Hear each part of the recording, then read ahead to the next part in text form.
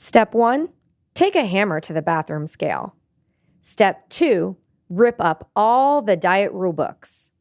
And step 3, get ready to redefine what health and well-being means to you.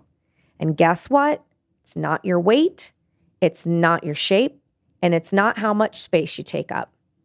Welcome to Body Kindness. I'm Rebecca Scritchfield. I'm the author of the book Body Kindness and host for this podcast.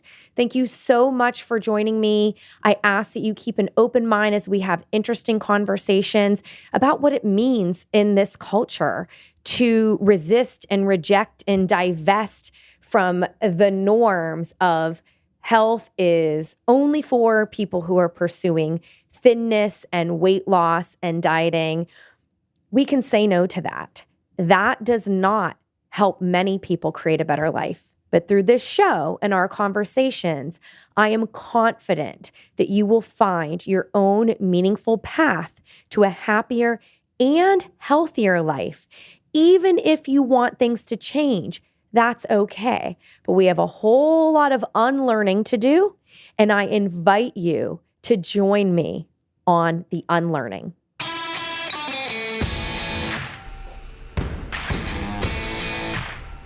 We're going down, clown.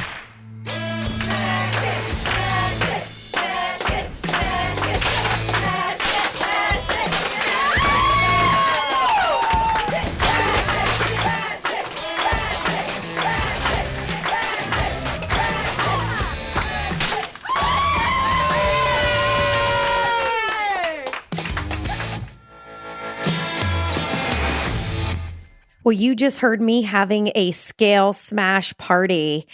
That is actual audio from me smashing a stack of scales in front of a group of friends. And didn't it sound like a lot of fun? So if you want to learn more about how you can break up with the scale, and yes, I mean that attachment to the specific number, but I also mean the other scales that we use to measure ourselves. It could be attachment to certain ways of eating. It could be attachment to smaller clothes. It could be the fantasies we have in our minds about the way life should be right now, rather than thinking about how to be good to ourselves and make changes with a sense of self-compassion instead of shame. So free summer challenge all summer long, bodykindnessbook.com/scale smash. And I'm going to help you out with some interesting reflective prompts and motivation and inspiration. And I really hope to see pictures and videos of you smashing your scale too. Listeners, welcome to the show, and thank you so much for being here. I want to talk more about kids' health and well-being and ways that you can help them if you're concerned about their weight or maybe fears, in our diet culture. Obviously, with the Weight Watchers Kurbo app, and, there's big weight loss directed websites for kids on Facebook. So it's not just this one thing. But I want to see if I can offer some helpful perspective. So make sure you listen to the previous episode that was a reaction specifically to Kurbo. I'm continuing to update the show notes with more relevant links. I want to highlight some stories and events that have come out since that was launched. The first is an article in The Atlantic, and it's by Amanda Mull. It was very good. You'll have that link in this show's notes. It's also in the other one. But the title is Putting Kids on Diets Won't Solve Anything. Weight Watchers has a new app for children as young as 8. It might be better for the company than it is for pediatric health. It's definitely a worthy read. It starts out by explaining the app and sort of what the spokespeople for the company say. Oh, trust us, this is helpful. Here's some data, blah, blah, blah. Interestingly, Gary Foster, who's the chief science officer, says, oh, this is common sense. Red foods aren't to be encouraged, but we're not saying they're bad. It's all vague. When you read the article, it's like, okay, so what? Are kids actually 8 years old using this app, or is a parent using it? And it's just the ways in which they try to say, like, trust us, it's helpful. And then when pressed about the science, interestingly, he basically admits that we don't have science about apps or this specific app's effectiveness. And no, we don't monitor any use unless you pay the $70 a month coaching. And then trust us, we're going to know if they're wrongly using it for an eating disorder. So, what diet culture likes to do, and especially what I'm seeing in this case, is that it's trying to say, hey, this is about health and this is about encouraging health, but it's centering weight loss and it's minimizing any risk whatsoever about eating disorders or disordered eating. And it's saying it's science-based, these nice buzzwords, but then when you actually talk about the science it's referencing, it's flawed science. It's not even science that is related to the app specifically. So you have to read that to get all the details. But I did want to quote something from you. It's very key. So Natalie Muth, a pediatrician and spokesperson for the American Academy of Pediatrics, is more wary of the potential for a tool like Kurbo to turn dangerous in the hands of kids. Children are not little adults, and the approaches that may, quote, work for adults, such as weight loss goals, are not appropriate for children most of the time, she says. Interventions that focus on weight as the main target can trigger disordered eating patterns, low confidence and self-esteem when goals are not met, and an unhealthy preoccupation with looking a certain way. So that is big and important. Another quote. According to Andrew Scubia, a professor of public health at UC Riverdale, interventions that place an emphasis on individual weight loss rather than on broader policy initiatives around the availability of fresh food and safe opportunities for physical activity have the potential to exacerbate that stigma against those who don't or can't lose weight. That's really not a message we want to be sending to anyone, but especially vulnerable children who are still trying to learn how to make friends and how to avoid being ostracized and bullied. Scubia points out that although kids are now heavier on average than they were a generation ago, they haven't gained weight evenly across demographics. Instead, Black and Hispanic kids who come from working class and poor families, and kids who live in underserved neighborhoods are far more likely to gain weight. My concern with anything like Kurbo, but especially something that's targeting young children, is that it puts the blame on the child when really it's a lot of the cultural forces around the child that lead to obesity, he says. These forces include food deserts, the relatively high cost of healthy foods, and marketing campaigns behind unhealthier foods that disproportionately target poorer populations. An app can tell you to eat your vegetables, but it can't make those foods affordable, and it can't stabilize a parent's work schedule so they can pack lunch and cook a fresh dinner. So please go read the whole article. Amanda, congrats to you. Much respect. It's a great article and message. We need to hear this and we need to understand and respect. Doctors are saying this is bad. Do not put kids on diets. And public health professionals are saying that too. Humans are emotional creatures. So we're still going to make emotional decisions because we're going to think that, oh, well, if I'm going to stop the body shame and the bullying, then, the only solution is in pushing these weight loss goals. But you might be doing more harm than good. And I know this is not the first time you've heard this from me or from the podcast, but just trying to hit home to make a different type of emotional appeal today. I also want to point out to a 2018 study in pediatrics, intergenerational transmission of parent encouragement to diet from adolescence into adulthood. And essentially what the study concluded is that exposure to parent encouragement to diet as an adolescent had long-term harmful associations with weight-related and emotional health outcomes in parenthood and was transmitted to the next generation. So that's 3 generations. And then it's saying, it may be important for healthcare providers to educate parents about the potential harmful, long-lasting consequences of engaging in encouragement to diet with their children. And so some of what they were seeing was that experiencing the encouragement to diet as an adolescent was significantly associated with higher risk of overweight or obesity, dieting, binge eating, engaging in unhealthy weight control behaviors, and lower body satisfaction 15 years later as a parent. And the adult listeners, I'm sure you can relate to your childhood experiences. We had those Weight Watchers letters on the last episode. We all have a story. We know, we see the transmission. We see that the culture just shifts what it says and repackages these "you suck" body shaming diet messages. That's why the industry is so profitable. But this study did adjust for sociodemographics and baseline measures of the outcomes, and it had the low p-value of 0.05, which means that you can trust the outcomes. Additionally, intergenerational transmission of encouragement to diet occurred and resulted in parents being more likely to report other weight-focused communication in the home environment. So I want to make sure that you have links to these articles, that things are clicking and making sense, that you read more, and that you really, really embrace it, even if it is uncomfortable. Everyone needs to hear this and understand that it is not okay. The culture is not okay. What we're doing in the home is not okay. And it's also really hard. It's hard to resist these messages. And, quite often people ask, okay, so what do I do then? When I wrote Body Kindness, that was targeting chronic dieters, adult, women. And it's just like, but what do I do if I care about health, but I don't ever want to diet again? And the philosophy, the podcast, the book offers a structure for how you're going to evolve and create a better life. And although it's not specifically kid focused, right? It's not Body Kindness for kids and families. So much of what you do by working on yourself and your own well-being, not just in not dieting food and eating habits, but just connecting to food, to your family, to others, to the planet. There's so much in there that can really help you make life more meaningful in the things that you can control. But it can be helpful to actually take a deeper dive on very specifically, what can I do? What is that most desperate parent whose child is crying at them at any size?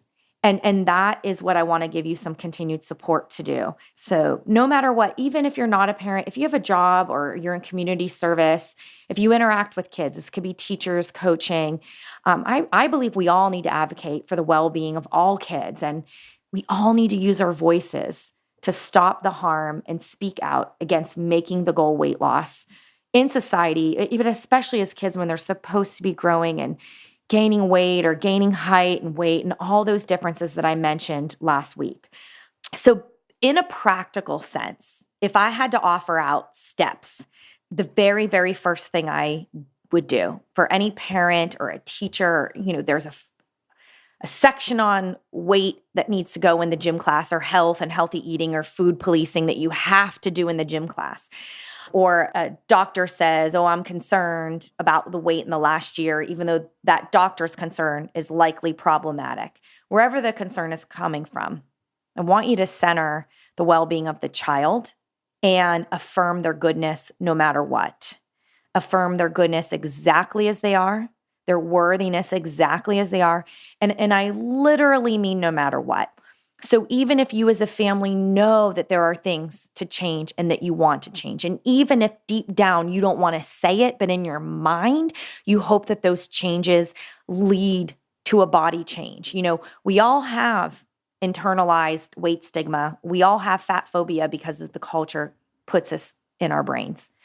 So even if you're listening and it's just like, I know I can't do dieting for my kids, but gosh, I'm really hoping that I can take actions that make my kids healthier, happier, their life better, less risk of being teased. And Rebecca, I'm not going to lie, I hope it changes their appearance.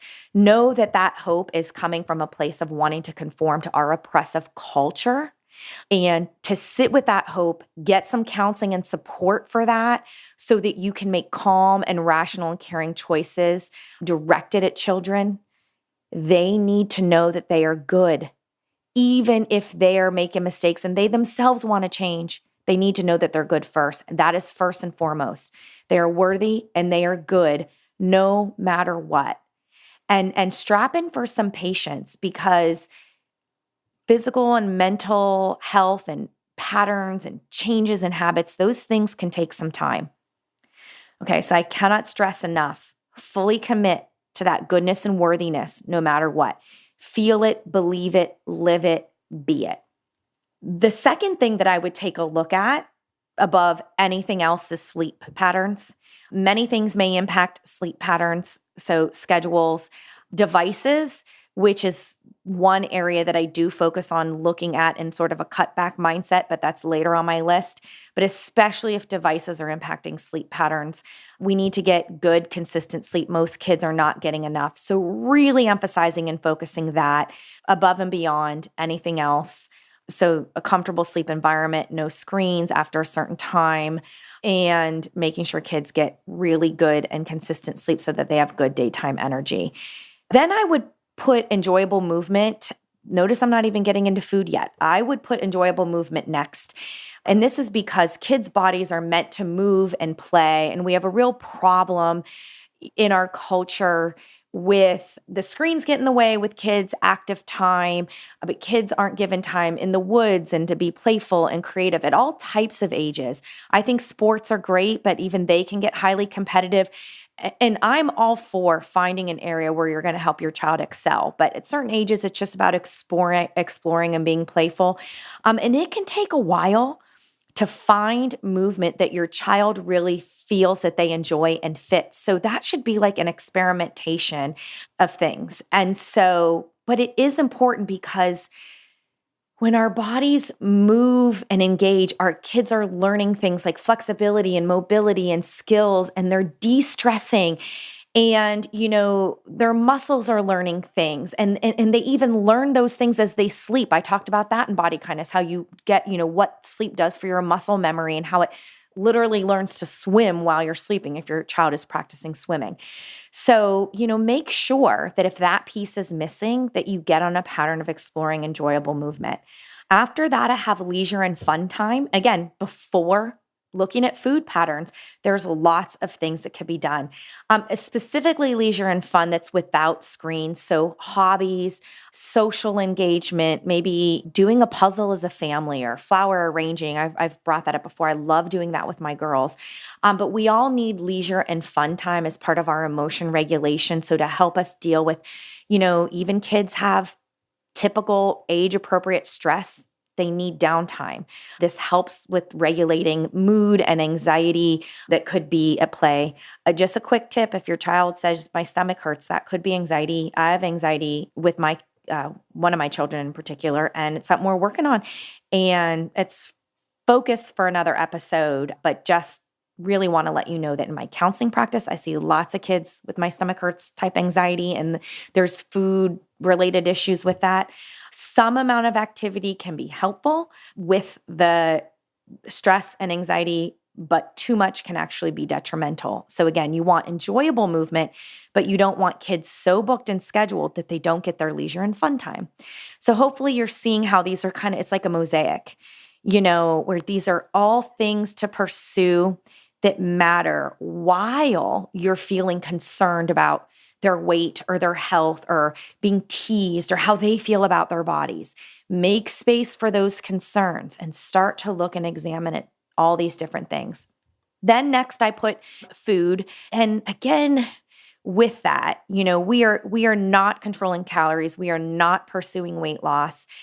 The best place to start is I would make food a family thing. Conversations, pleasure, enjoyment, taste, cooking together, responsibilities with respect to prep from what comes in from the grocery store, even if things that don't sound super exciting. We all have jobs to do in our family. Much more of a focus on an add-in approach. So having conversations about vegetables that might sound good to try and how might they taste good, yummy dips to try, flavor. Give yourself some time and patience to explore. I had mentioned in the last podcast and lots of other podcasts about food and division of responsibility. And it is very important to have a structure that kids can rely on, but kids also need access to a variety of foods. And, that includes foods that, are things that the Weight Watchers app would say, red light, which beyond it red lighting things like 2% milk and almonds or chicken sandwiches or all these other random things that I can't even imagine, even things that are a normal part of life. So cookies, candies, cakes, ice cream, birthday parties, chips, that when we have an add-in approach for this exploration of those colorful veggies and fruits and beans and nuts and seeds and all these things that we talk about, it's got to fit in our budget. And we have got to explore taste and pleasure with it. And it can't be at the expense of never getting to have these other foods again. So it's a big issue with trust. Kids need to trust if they hear that you're going to be making some changes, that there's going to be some structure, say around meal and snack times. There's going to be times when the kitchen's going to be closed. There's going to be times where dessert isn't on the menu. But if you are interested in something sweet, there's frozen grapes, there's a fruit bowl, there's yogurt pops. These all could be reasonable things, but kids need to know and trust that they're not going to be controlled. So again, deeper dive later on in this podcast when you're first approaching kids and eating, starting them early from first foods, even 5-6 months, all the way through toddler stages, and then deeper dive in a future podcast about division of responsibilities and what you can do. So no, I absolutely encourage families to look at positive changes they can make with food, but we are not centering that weight loss must occur in order for the kids' health to improve. And we are not individually traffic lighting or policing foods. We just cannot go there. It is really unhelpful. And so why do this? We want to create a better life and a positive connection with food. And then my last thing on my little checklist is a limit. It has to do with screen time. And it is something that I even notice. I feel like I'm on top of the screen time in my house. And then it's like I realize that I don't think we're reading from books together as much as I would like for my kids in their age level. And, part of that is it is fun to sit down and watch the shows that they like to watch together. But it doesn't mean that we should not pay attention to this.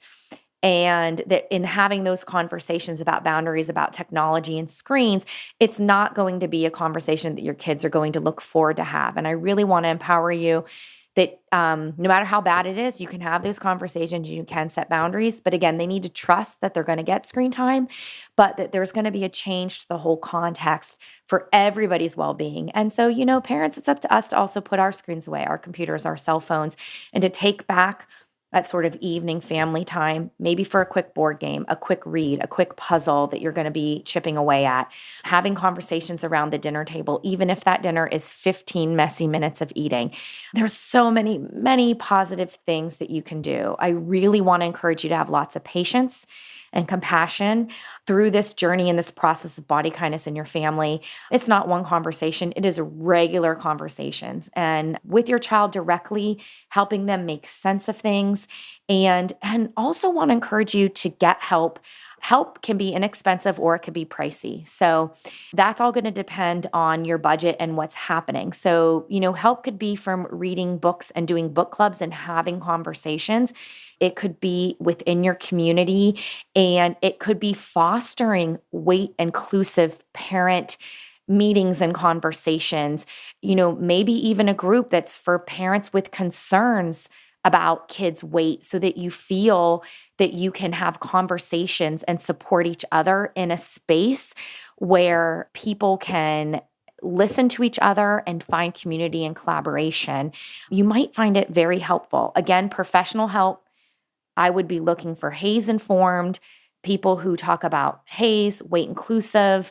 They might mention intuitive eating. They might mention division of responsibility. Even better if they have skills in eating disorders, because they're going to know that they can screen for eating disorders and help get appropriate care for eating disorders. I have caught sort of healthy eating intentions. I've caught eating disorders in kids as young as 9. So it is really important that if it's getting to be too much, that you do what you can to seek some professional support. And that care team might look like the pediatrician, therapist, dietitian, exercise physiologist or trainer, health coach. So it could be a pretty big team, psychiatrist. Those are all professionals that I have worked with and do work with on a regular basis. What I want to leave you with in this idea before we transition to the second part of the show is this imagination and this idea of hope. And what if we all took a bold and a brave step to eradicate diet culture? I think we can change the world. I really do. That is what I want to encourage you to do. One next bold and brave step, something meaningful and something that matters. I want you to do it, and then I want you to share it with somebody else. That's really how I think the quick actions can be taken. We don't delay. We control the things that we can. We take meaningful actions where we can. And we are patient with that process while we acknowledge that the systems and the structures that we have in place are going to make it a lot harder for the most marginalized people, and that the ones who have the most power and can take the most meaningful action need to do it to not only help themselves and their family, but their community and those who can't help themselves on their own. I want to pivot to the second part of this show. It's a partial replay of a podcast that I did nearly 3 years ago with my friend and fellow author, Leslie Schilling. So for context, our kids were 3 and 4, and even then we were dealing with issues around people policing our kids and foods. We were talking about getting note cards home, like you sent a bad food to school today, and how we handled that in the preschool. There's a lot of helpful things that we talked about. So if you're in the mind of, well, where do I start with my kids? I'm pregnant, I've got a new baby, or I work in a preschool setting, or I know someone who does, or maybe you're even in that 3 to 5 year range. What do I do with eating skills? How do I talk to them? We talked about how to set boundaries at school and with friends, and even when you're concerned with hurting other people's feelings, because that's going to come up, and ways of talking directly to kids about body image, like what is real and not real, both in toys or images we see, marketing ads, what we might see at a play date. So hopefully you'll get some good help there. We talk about first times when our children said the word fat. I actually have a quick story for you. Recently, there were 2 things. One, my daughter was laying on me and asked, "Mommy, am I heavy?" And I was like, she's 6, almost 7. And I was like, "Oh, that's an interesting word. What does that word mean? Heavy. What do you mean?" She's like, "I don't know." And I was like, "Oh, okay." And I didn't even answer her question. I just dropped it. Clearly, she has heard the word or has heard it in some sort of context. But for her, she was being curious. And of course, I was like, "Oh, what does she mean by heavy? What is she thinking?" This happens to be my highly sensitive child who deals with anxiety. But I decided that when she wasn't really sure what she meant, that she was maybe trying to put 2 and 2 together with this idea that she was laying on me, that she didn't seem more curious besides asking me the question. And so I just thought at the time that dropping it made the most sense. And she hasn't asked about that word again. But recently she came down to my office, and I do have a scale. It is the kind where only I could see it. And I never use it. The only time that I have used it is if I have an adolescent and we're doing a family-based therapy, and if it's between me and the therapist and I'm the one that gets picked, and weight restoration is a part of that recovery, and we're looking at higher levels of care, I have it to use. I try not to use it anywhere else. The only other time that I could think of is if somebody's frequently weighing themselves, they're willing to bring me their scale, and they want to loosen their attachment, but they feel like they can't bring me their scale unless they know that I'm looking at it. So maybe I'll do it then, but I really try not to. But anyway, she walks down the stairs in my office, and it's tucked away in a corner. And she says, "Mommy, is this a scale?" And I said, "Yeah." And she said, "Can you weigh me?"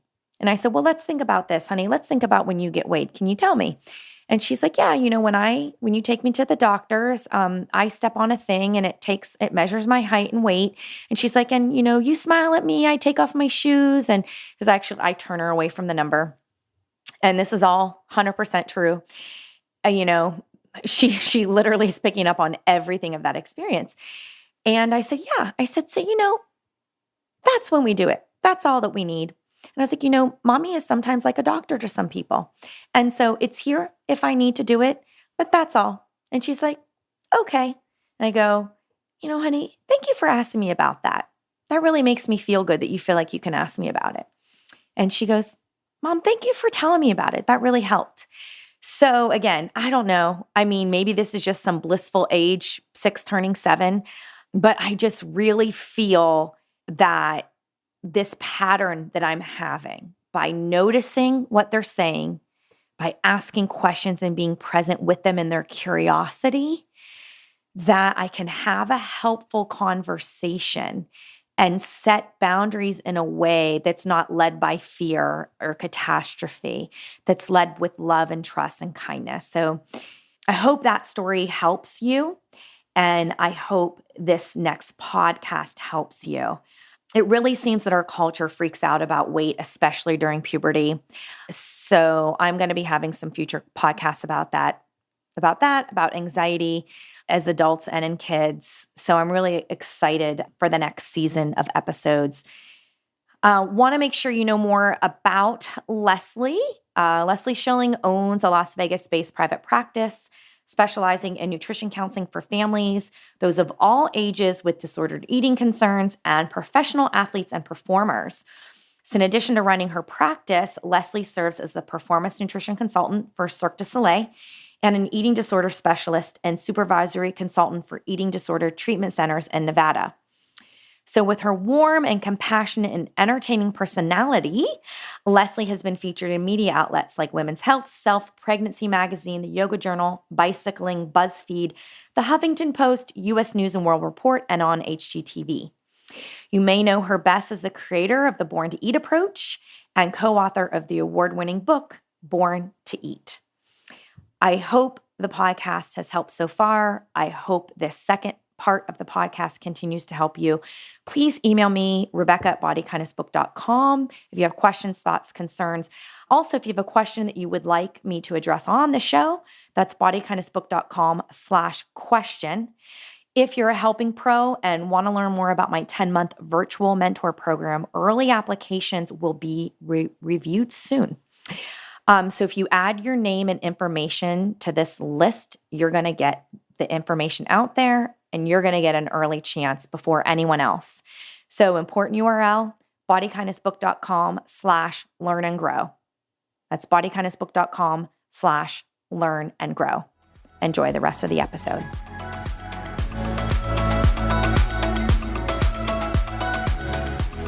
My topic today is bringing body kindness in the family, and in particular, the immediate family. As parents, I think that we have a very interesting role to play in shaping the future of our kids. And the reality of it is we don't really control when we run into body kindness, when we realize it's time to reject dieting. We may already be parents. We may be expecting our first child. We may be planning a family. We may have kids who are in middle school or high school. And the point of it is that you never know when you're going to be ready for this journey. But as soon as you are aware, you start to realize really quickly that you have an important role to play in shaping your children, no matter what age they are. And so I think it's time that we talk about some specific ways that parents and families can build body kindness together and learn and grow. And we're going to have a specific focus more on people who are planning families and have young children, babies, toddlers, maybe through about preschool or so, but you never know, we might get into those older kids as well. My special guest to discuss this today is Leslie Schilling, who is also a very good personal friend of mine. Leslie is the co-author of the new book, Born to Eat. Through her years as a dietitian and nutrition expert, Leslie has practiced in many settings, including infant nutrition, general pediatrics, and children with special healthcare needs. In addition, she focuses her own private practice on counseling families, those of all ages with disordered eating issues, and professional athletes and performers. With her warm, compassionate, and entertaining personality, Leslie has been featured in Women's Health, BuzzFeed, The Huffington Post, U.S. News, and HGTV. She is also the co-founder of RDs for Body Confidence, a non-diet and healthy body image initiative for registered dietitians and nutrition students throughout North America.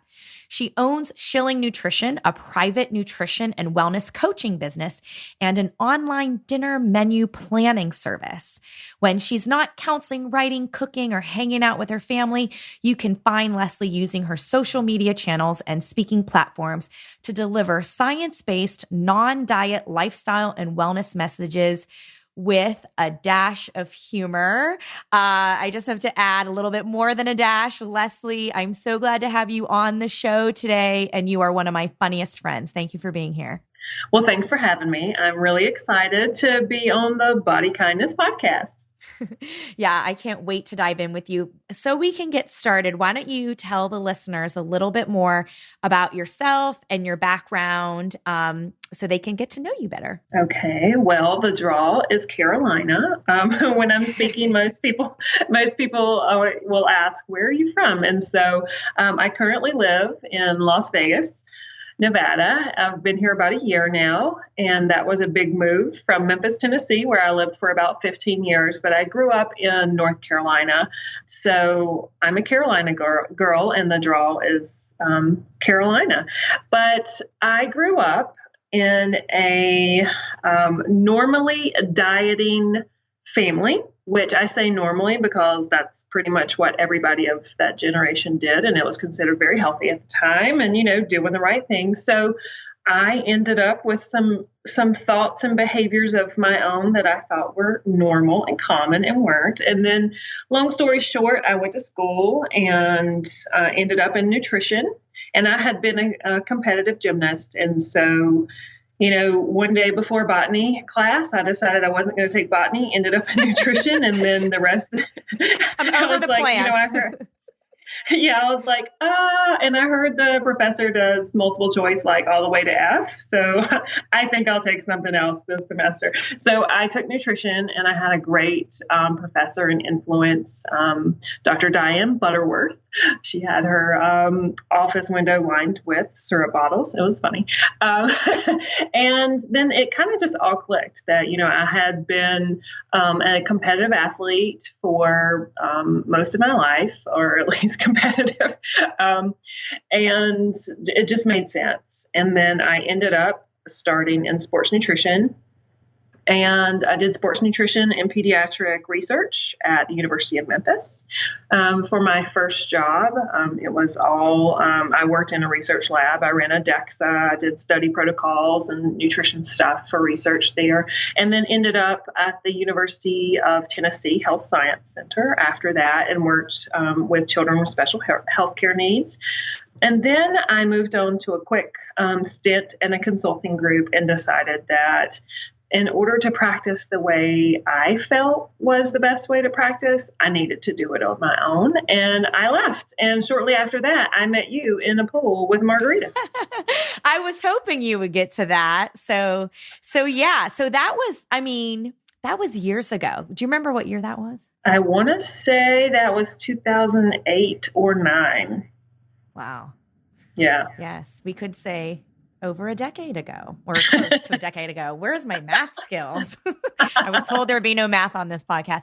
So that was a really interesting story. So we were at the Leadership Institute, which at the time was actually an in-person meeting for, I guess, future nutrition leaders and to kind of get inspiration, information, all that stuff. And we ended up, what city were we in? We were in Dallas. Oh, Dallas. Okay. Yeah, right outside of Dallas. Okay. I don't know. I remember as I brought my bathing suit, there was a pool. And at some point I was like, I'm kind of done being in the stuffy hotel room. I'm going to the pool. And like magic, I take my fruity drink to the pool and bump into Wendy Joe and we're chatting. And then all of a sudden you come walking by. So what was going on in your head?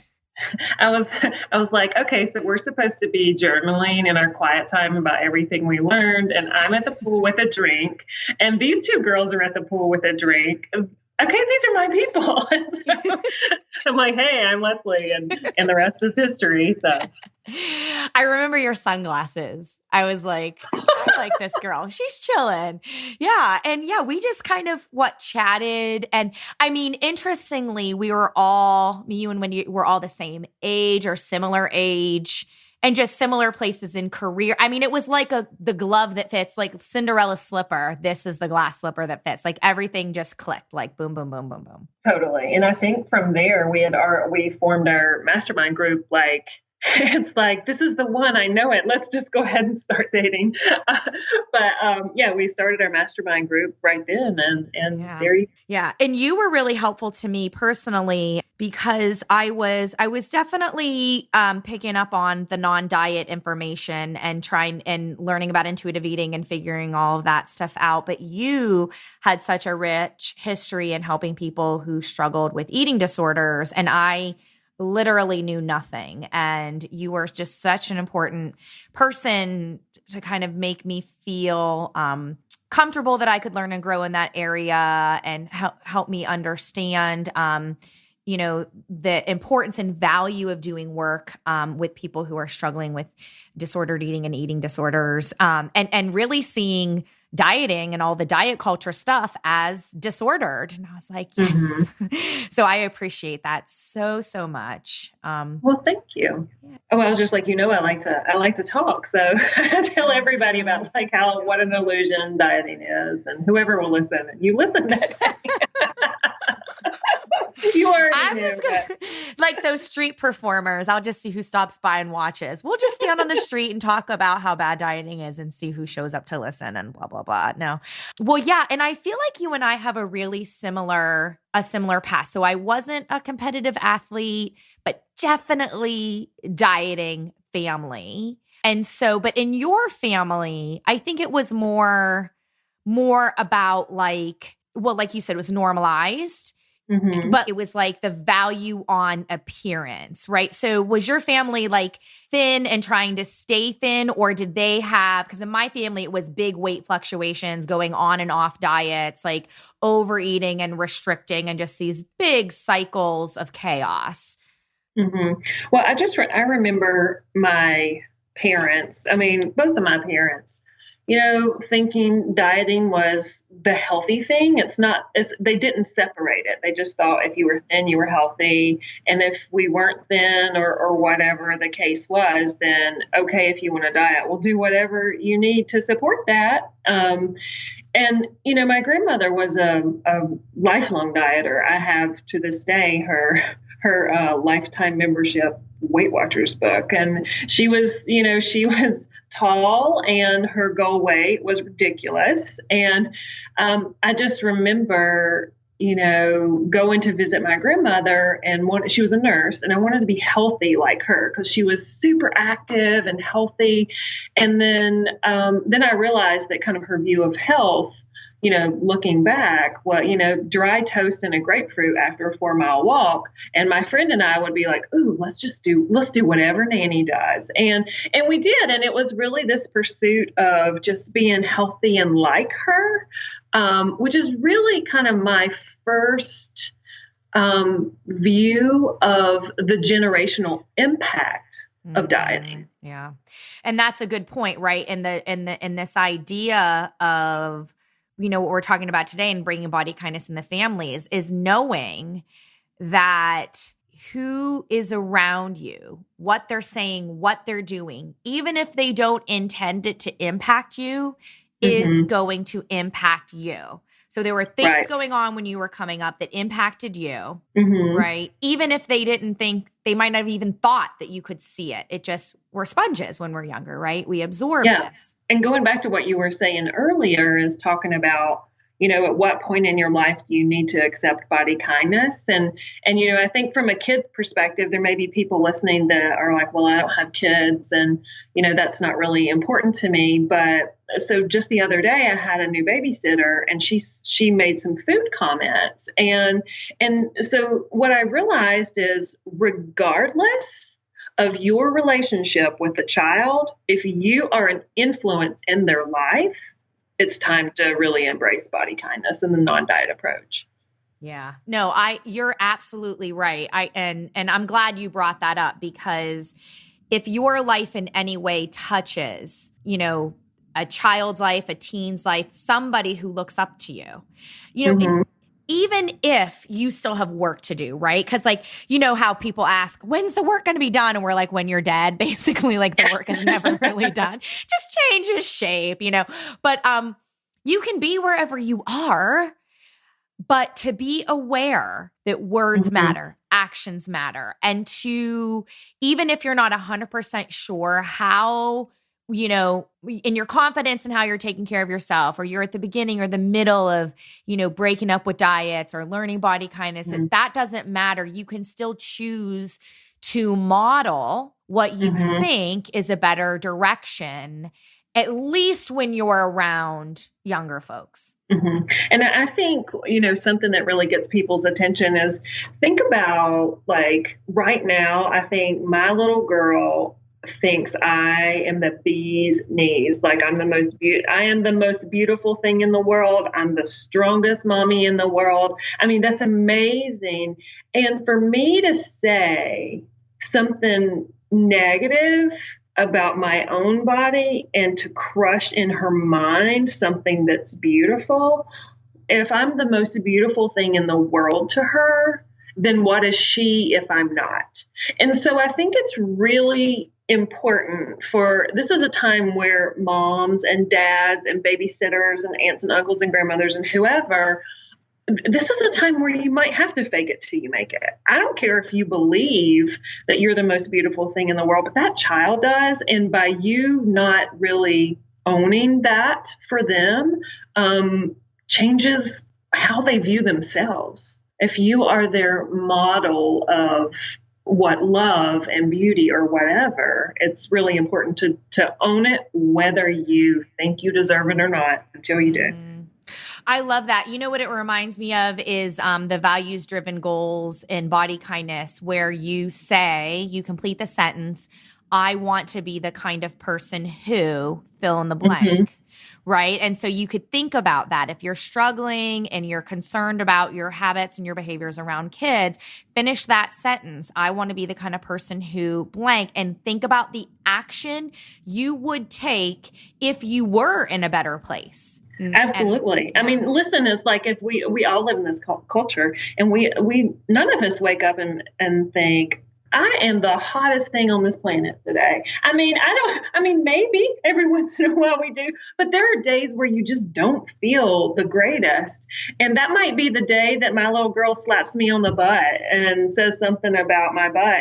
And we have already started, like, I don't know what, is going on here, but we're like the best booty family. I'm like, your booty's awesome. My booty's awesome. Let's do booty dance. And like we just make up crazy stuff about how we're unique and, we have the best booties or legs or whatever it may be, but really trying to only go in the positive route about your body and really embracing the fact that we're all unique, and my booty looks different than her booty, and this booty looks different than that booty. I mean, I don't want her going around looking at everybody's booty, but that's just an example. Well, it's a part of body appreciation. Let's take the listeners now through. So we're moms and we've got babies, and they're getting up there where they start to get interested in food. And tell us what happened in your life around that. Well, there's so many stages of that. Cece was a pretty great eater, and I started out not using baby food with her. And I wasn't sure if it was because I really was like, this no baby food, baby-led weaning approach is amazing, or am I truly lazy and I'm not going to make baby food? We're a little bit of both. I'm like, I'm not making baby food. I don't want a pink blender. We're not going to do it. So, I had a really great friend who brought me the book Baby-Led Weaning, actually like 2 weeks after my little girl was born. And I looked at it and kind of saw what they were doing, and we really embraced it. And within the first, 2 to 3 weeks, it was just easy. I mean, she ate what we ate. Of course, we, thought about appropriate textures. And again, my husband's a researcher, so he comes home with a binder, which is what researchers do when there's a new topic. You should have seen him when I was in the hospital. It was like a 4-inch binder on preterm labor. He was like, let me scrub in, doctor. He's like, I've got my highlighter and my binder. We're ready to go. So, so we were all in and had a lot of support.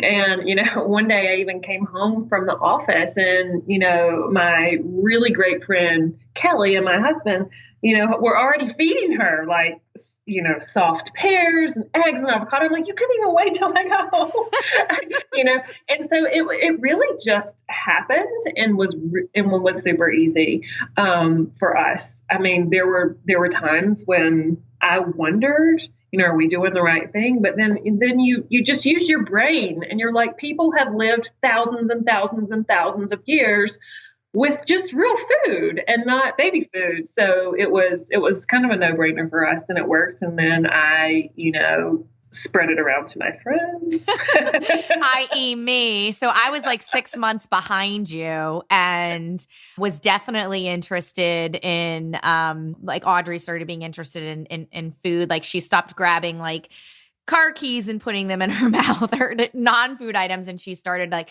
I remember you said, let her sit in your lap and see what happens. And she could sit upright. And then she'd kind of like start to basically grab a cucumber and stick it in her mouth. And that was, when you said, as long as, she could sit upright and showed an interest in food, that she might be ready. And I loved when you told me about the approach. I mean, for me, I do think it is exactly what you said. It's the simplicity of they're going to explore based on what you eat anyway, that their main source of nourishment is, as they're weaning, right? Their main source of nourishment is still coming from, breast milk or formula or, whatever you're doing. And when you taught me, like, they're learning how to build skills that they don't necessarily get if you're pureeing their chicken and pureeing, things that don't need to be pureed. So elaborate on that a little bit more, just like the idea of like the art and science behind it, the benefits behind this type of approach, besides time saving. Time saving and anxiety, lessons of anxiety. So the person who wrote the first book and actually coined the term baby-led weaning was Jill Rapley and Tracy Marquette. They wrote the book Baby-Led Weaning. It was a fantastic resource. It was the first resource that I had. And it made a lot of sense that you can, babies gag, that's normal. A lot of parents confuse that with choking and freak out and say, forget it, we're going to baby food. But I think it's really important for parents to know the difference between gagging and choking. Gagging is normal. It's a safety reflex to keep food from being swallowed that they're not ready for. It looks scary. Their eyes may water. They may cough. They may spit off the food. That's totally normal. A gag is when the airway is, a choking experience is when, they can't breathe. So the airway is blocked. They might not make any sounds at all, or they might make a wheezing sound. Their eyes may water and they might just kind of freeze. So that's a choking event. And so what the research suggests is that luckily there's a really amazing study going on in New Zealand that did put out some research that we included in the book about there's no difference in choking across the feeding strategies that you use or the feeding methods that you may use. It's really about certain foods that are at higher risk. So we take people through how do you modify that? And while you're letting them, say, eat a piece of steak or avocado or a slice of egg or whatever, they're learning to control the food in their own mouths. And we're allowing them to self-regulate, which is that innate skill that we tend to lose as we are being fed, possibly, like just 4 more bites in this jar, we lose that. And then, that's part of that feeding development that carries us for a lifetime. When I worked at the University of Tennessee there was a child development center in our building, and we did a lot of observation and took people that we were training down there. And I remember seeing people really use the division of responsibility, which Ellen Satter, and if you don't know Ellen Satter, go to Ellen Satter Institute and look up all her great work. We've built on that in the book as well. But I remember seeing people literally spoon feed, like push the food in their mouth to get the jar finished, which is really teaching a child not to trust their own internal regulation system. And on the flip side, I saw someone actually using a spoon, and then when the baby pursed their lips or pushed it away, they were responsive of that. So they were allowed to use their self-regulation. So it's really about whatever method you choose. Some people do a little bit of spoon feeding, a little bit of, kind of baby-led approach or a whole food approach. It's really about being responsive. But I do, because I did it with my child, I do love using the kind of a baby-led feeding approach because it's foods of the family. And, most families don't just sit down to a big bowl of purees. So, I mean, it's foods of the family, and it helps increase, kind of whether they're going to be an adventurous eater or not, increase varieties, quick progression of textures, which could actually reduce the possibility of them being picky later. And we're so fortunate. I mean, it just, the cards could not have lined up any better for us. The cards, Las Vegas. I don't know how that happened. But my sister is a feeding specialist. She's a speech therapist. And then we were very fortunate to have the feeding doctor, Dr. Katcherau, critically review our manuscript too. And so we were super happy. And, with all the research, and Jill Rapley actually did as well, who is the person who coined the term baby-led weaning. So we were super happy with the research that's going on that we could include and the benefits of doing this. We truly believe that this method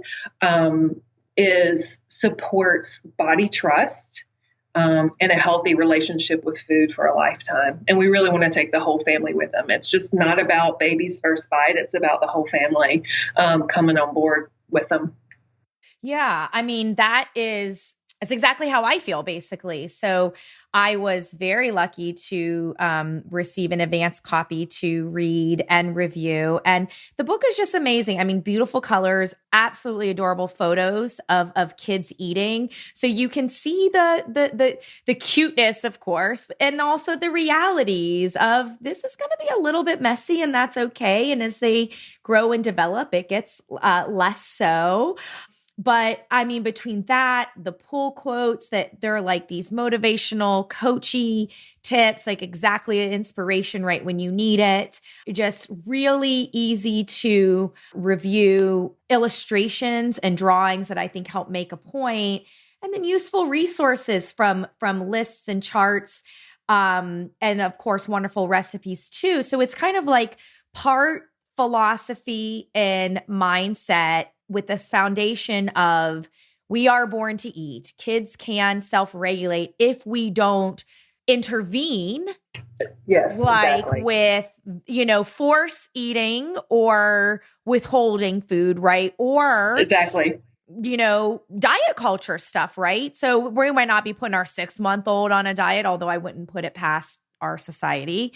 But, this approach that you're starting when they're developmentally ready, 5-6 months, right? It just, that phase is kind of on the short side, and it continues to grow, and born to eat is something that's going to follow them, through the rest of the family. But especially when you're just starting out with them, you have the most amount of questions and the least amount of confidence. And so to me, this is the book. You buy it for your pregnant friends, you give it as a gift to a friend who has a newborn or they're getting started with the feeding process. They're definitely going to get the most benefit and help out of it. But even if they're in the toddler stages, I mean, the images that you show for how to cut the fruits and veggies, so that they're easy for their developmental skill, I think is genius as well. So it's amazing. You're amazing. I think everyone needs to just go out and get it. Well, thank you. Thank you. I appreciate that. It goes through 3 years, and that's really, you've got that birth to 3 time. You'll hear a lot of people say the first 1,000 days. You've got that crucial time to build preferences and, helping them get used to so many different types of things. This is also a time where you might see dramatic weight fluctuations in a child. So their weight might go up. You might see them, bump up a couple lines on the curve or come down. And hopefully it provides a tremendous amount of reassurance for parents in that is normal. And children have their own curves. And sometimes, and this is one of the places that we utilized our wonderfully supportive feeding doctor, Dr. Cacciarel, to help support us in helping the parent advocate for their kids when they're working with a physician that might not share their same views, which is going to happen. And it was just super helpful. And we've given so many stories of even in my own office where, say, a mom came in, I don't want my kids to eat these foods are bad. And, I believe it's our responsibility and privilege as parents to teach our kids how to deal with all foods, regardless of their nutritional value, in a healthy way. Because if you don't, I just did a talk, last week, and it was if you don't teach them how to do that, this particular mom, her kid, I witnessed him at a party eat 5 mini cupcakes and do shots of Sprite. So regardless of what getting his fix before, mom saw him. So regardless of what we think of a food, I think it's our job to teach kids how to deal with those foods in a healthy way. And so we incorporate foods that I'd rather my kid not eat every single day. We incorporate them so they're less of a big deal, because when you make food a big deal, it might always be a big deal. Yeah. And I mean, when you say foods we rather our kids not eat every day, I instantly thought of My Girls and Nutella and chocolate chips. I mean, they love it. And so it is around the house, but if they had their druthers, I would put it with everything. Right. And it's, to me, what we do is, we don't talk bad about it. We talk about how we do enjoy it. And we talk, we do what we can as a family to encourage, a pleasure and enjoyment with food, which is a form of, mindfulness and being present with our mindful eating. And we'll try to kind of run certain, we'll try to turn it into, so at their ages, 2.5 and 4.5 is, how can we make this exciting for them, adventurous for them? So we might pair it with different fruits, or we might try it with, wheat toast one day and then a waffle on a different day. And so to your point, it's just not a big deal. And I can always say, oh, well, today we're having eggs, or today we're having eggs with fruit and Nutella. And so that I can kind of determine how often I'm going to offer it, right? So then I don't need to be afraid. The child doesn't need to be afraid. Because you might think you're doing the right thing. I just turned down this we want to TRUPS Girl Scouts through cafeteria foods and basically say, eat this in college, don't eat this in college. And I'm like, yep, no, not the right time, not what I would do. But you recently had an event. I saw a meme you did with Cece, and it was back off or something. So tell them about that, because I think this is along the lines of what we're talking about. So it's so funny because she obviously teaches me stuff every day. It's very humbling to have a child. But so this was two things happened at once. So she said something about something had too much sugar, and I'm like, oh, whoa, what? The record stopping. Yeah, I'm like, whoa, pull over, let's talk about this. And she knows it. We talk about food, and I'm like, Cece, and sugar is part of food. It gives your body energy to do what you have to do. Food is food. And then my friend tells me to eat my growing foods first. I'm like, Cece, all foods are growing foods. So, and I said, so what are you going to say? We actually have a lunchbox card that you can copy and write and laminate and put in the lunchbox that basically is really nice, saying my kid's knows how to honor their body. And if you have questions, call me. And if you want to open a container for them, yeah, thanks. But that's actually from Dr. Rao. It's from one of her books. So Cece has used that before. But what we ended up talking about is, I asked her, I'm like, Cece, who's in charge of who's in charge of nutrition information? Of course, me, in my nutrition righteousness would thought that she was going to say, "You are, Mom." And she said, "I am." And I Ooh. was so happy, even though I thought she was going to say me.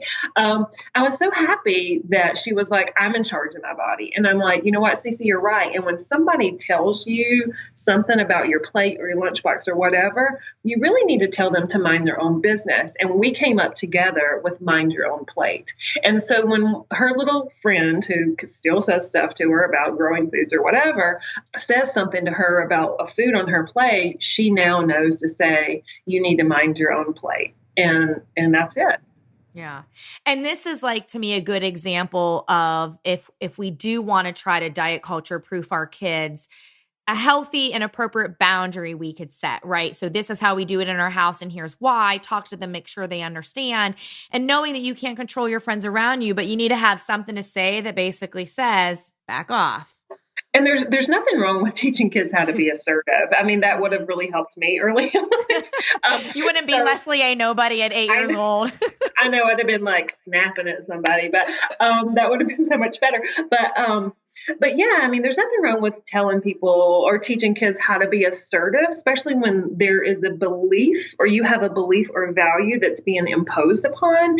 And especially when it's diet culture, mommy does get a little righteous about it. So I really don't want that to be an impact. I know it's going to be, so I'm trying my best to give her the tools she needs to have that good filter to let some of those things really bounce off her when she's, say, in kindergarten or first grade or whatever. Because I know there's some really unfortunate stuff out there.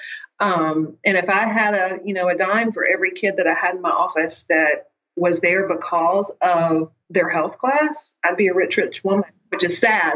So we've got a lot of work to do, but I feel like if we can help families kind of diet culture proof their kids, at least give them a really good filter, we have a good start. And people do have to get pissed off. Parents have to get angry enough to arm their kids with the tools that they need. And the one thing my sister said not that long ago was when her little girl came home saying something, she said, the one thing I wish that I wouldn't worry about is hurting other people's feelings. You can say what you need to say about what is good for your child and other children when it comes to this tactfully, but don't worry about hurting people's feelings, because what's more important, your child and how they're growing up in this culture or this person's feelings? And you don't have to be a jerk, but I think we all need to be assertive about it. Mm-hmm. No, that's a really good point.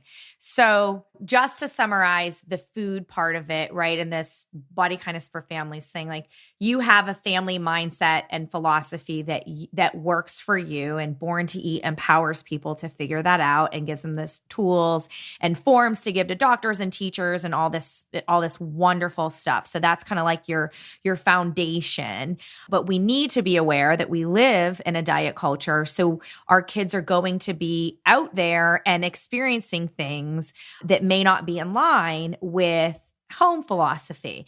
So you teach and model the sort of, this is how we do it here in our house. And then you give them a skill for how they can handle when things aren't in line. And it's not about trying to change the other person, but it's about staying true to what matters to you. Even if like their friend is following some sort of irrational rule that's unhelpful, helping your child see kind of like, let me do me, and this is okay because I trust it, because I trust my body and I trust my family, and I can advocate for myself when I need to. And I don't need to worry if other kids are doing something different. Is that about sum it up? That's absolutely true. I mean, each family gets to decide their own theory or philosophy around what health looks like for them. And that's how it should be. The only place where that gets sticky is when you have someone who influences your child, like a teacher who your child really looks up to, is when parents really do have to step in and say, this is not what we believe. And the good thing about the diet culture and what we're doing in our family, kind of the Born to Eat approach, is it's evidence-based. If you want information about how BMI and this nonsense is harmful to kids, I got it for you. So, I mean, I think it's like when it's other kids and their families, everybody has their own, they get to decide what health looks like. When it comes to someone who is heavily influencing your child, I think we all have to stand up and be assertive about what is really going on in our culture. Mm-hmm. Any other surprising ways where diet culture may even impact infants and toddlers? Because I feel like what I hear from a lot of parents, friends, or clients, it's, they kind of talk about like, oh, well, this is the only time we talk about like, chunky thighs being like a good thing, and so they might not see infants and toddler stages as stages where diet culture can still have an impact.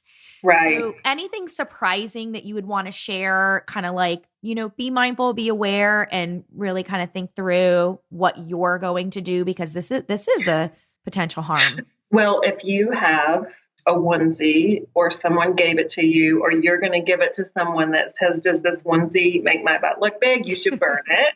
Yeah. You should definitely burn it. But yeah, I mean, I feel like, even when my little girl was, she's such a sponge, like all kids are.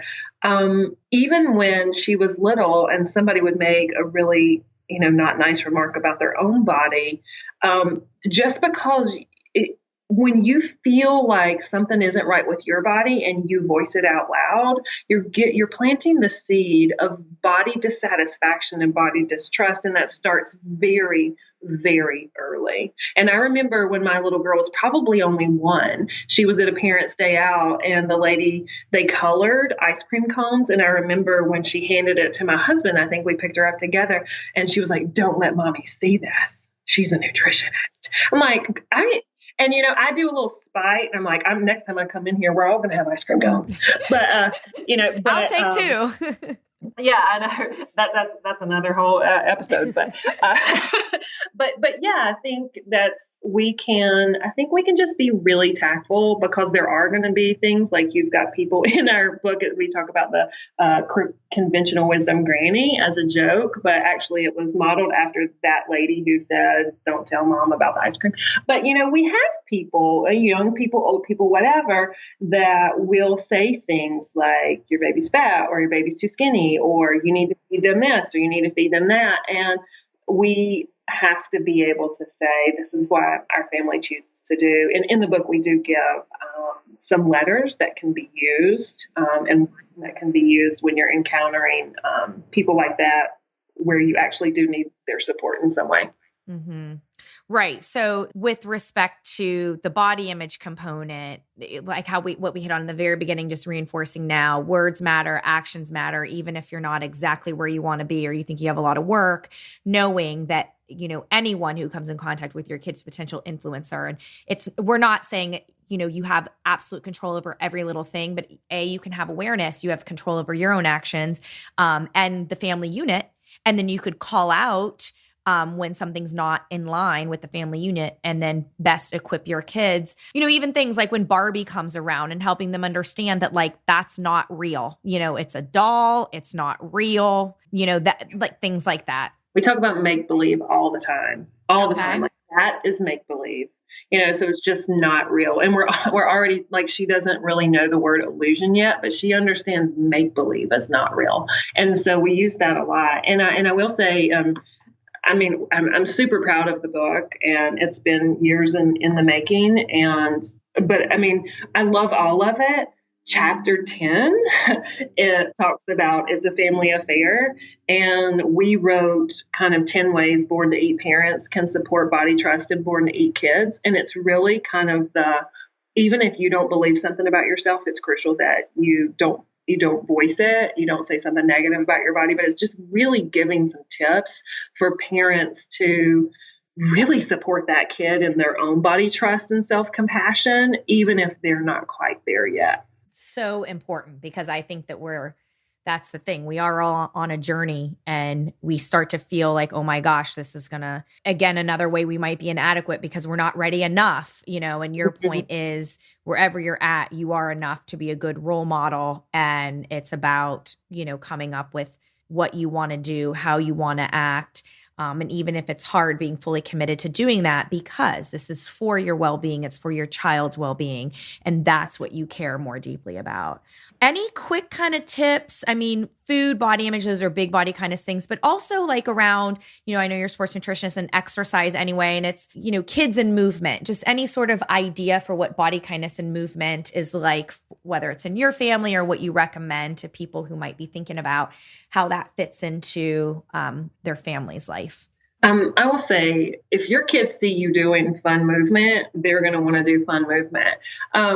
I enjoy lifting weights. So being strong is something that makes me feel like a powerful person and a powerful mom. And I lift weights. And when Cece was really little, really little, she would be in the bouncer or, doing her own play. And I would lift some weights in the house. I had some, little weights around. And we were at the pool and she picks up these floaty weights. And she pulls them up like she's doing rows and she goes strong. And I wish I had that on video because it was really this moment where I realized that she was really watching me and that she got the message that is in my head, which is like, this is about being strong and being able to be capable and take care of her. And, we ride bikes together and exercise isn't necessarily a bad word in our house. It has been in my life at times, but I think just saying, staying active and doing really fun things and making it fun, playing soccer, jumping up and down with a video, we have dance parties all the time. And that is exercise. Like we'll put on some type of crazy music from whatever the most recent movie is. And we'll do dance parties. So I think just showing your kids that movement is enjoyable. And it doesn't have to be lifting weights. It doesn't have to be running. It just has to be movement where you're enjoying what your body can do for you. I think that's super, super important for them to see. If they see us enjoying our bodies, then they can do it for themselves. Yeah. And I do think we brought up in the beginning, but it's coming full circle. It's the idea of modeling, like you Absolutely. are modeling mindsets, behaviors, and even that, we might face where our child has some sort of difficulty. Somebody makes a comment, whether it's a peer or an adult, they could feel hurt, they could feel pain. We can hope that our child trusts us enough to bring that information to us so that we can help them through it, Absolutely. Absolutely. And I think that's something, and honesty is, I think, something really important too. If I make a mistake or say something that I, didn't mean to, or spell something, now that she knows what I'm saying, she can catch on to spelling. That's a risky game. She'll say, what do you mean by that? Is that bad or is that good? And then I'll have to explain that, mommy said this and I didn't mean it that way. I'm sorry, I was wrong. And I think one of the most valuable things as a parent, and even when you have a kid who's older, like I've had clients that put their teenage kids on diets and they were wrong and they said, you know what, I was wrong, that was not right, I'm sorry, and let's work through that together. I think honesty is really the best policy in pretty much everything. Yep. And being accepting your own humanness, right? Like I can be vulnerable and I can feel guilt around making a mistake. But if I'm also high in self-compassion, I can also be vulnerable, own my mistake, apologize for it. But all through that, self-compassion, self-compassion, self-compassion, because we all deserve it. And if we give compassion to someone else, we have to give it to ourselves. Absolutely. It really is about just being honest and owning mistakes and, learning from it. And having that self-compassion piece, because there's no learning from it if you don't. Mm-hmm. Right. I love that. Thank you so much for coming on and chatting today. You're always an inspiration to me. Where can others get in touch with you? Where is the book available? All that good stuff. Okay. Well, my personal website is leslieschilling.com. The book website is Born to Eat Book. Born to Eat on social is pretty much everything is Born to Eat Book, at Born to Eat Book. I am easy to find on Facebook and Twitter, Nutrition Leslie. Instagram's Leslie Schilling, pretty easy to find. And the book is available pretty much anywhere books are sold, but I've mostly been watching it on Amazon. Yeah. Yeah. And leave a review. Those reviews are so helpful. I know as an author, it's like I have to hold back how often I'm going to check to see if anyone else has read and left a review. So definitely get the book. I love it, and it's very useful to me, and I'm going to be getting it for those I care about. And you'll see how great it is when you get it and hold it. It's a great size, beautiful colors and weight. It's a super high quality, which you don't always see in this type of book. It will be well used, well loved. And then as you realize you love it, leave a review on Amazon. Thank you. All right, Leslie, thanks so much for coming on. Well, thanks for having me. I really appreciate it.